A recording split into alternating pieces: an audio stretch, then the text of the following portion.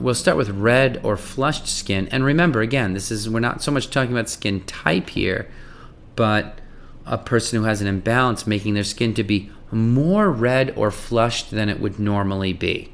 Okay, so that could be a sign of an internal heat condition or pitta, which could be due to any number of the factors I mentioned earlier: toxins, inflammation, infection, even fermentation in your gut. And the remedy here is we're going to cool down that pitta. We're going to cleanse the liver and the blood or nourish the liver and blood. People always mention the word cleansing the liver too much, in my opinion. It's too much of a fat.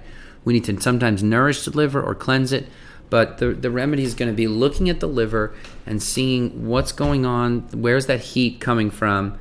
We're going to look to the blood and see what's going on in the blood. That could indicate where that heat is coming from. And 2 herbs that may help are amalaki and bhumi amalaki. Amalaki in general is a cooling herb for the skin, but there are many. So, red or flushed skin could be an internal heat condition, but it could also be a cause could also be blood stagnation. Now, it's a little hard to see in this photo, but in this case, the person doesn't look so much like they have a flaring heat condition. It could just be that their lymphatic system is excuse me. My throat's a little dry. That their lymphatic system is stagnant. And when that happens, if your blood is not moving very well and it's sluggish, then toxins are going to build up from cellular metabolism. Normally, throughout the day, your cells of your body are releasing waste products, and those waste products have to be flushed out.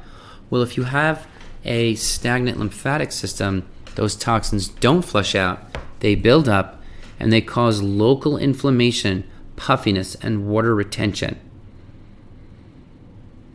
So this kind of red flushed skin is going to be, the cause is very different from the first kind, which was a more internal heat condition flaring up.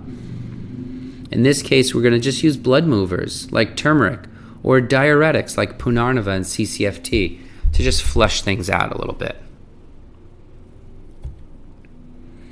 All right, if the skin is pink in general, now this person's pretty sunburned, you can't really see the difference between this skin and this skin, right? But sometimes the skin does not look really as red or angry as this. It just looks a little pink and flushed. In fact, here's some rosy cheeks there that don't look nearly as angry. They just look, but they are a little bit pinkish there. So pink skin can be really healthy skin. It's a sign of strong, healthy circulation at the surface of the skin.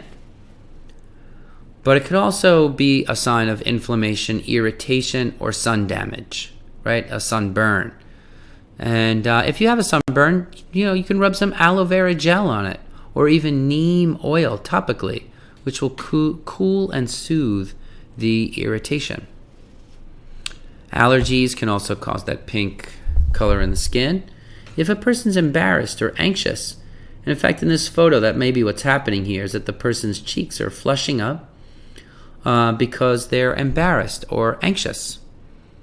And when a person's blushing, their sympathetic nervous system gets activated, and that causes the blood vessels to dilate. If a person's blushing all the time, they may have easily overstimulated adrenal glands. And of course, you can calm your system down with a little bit of belly breathing.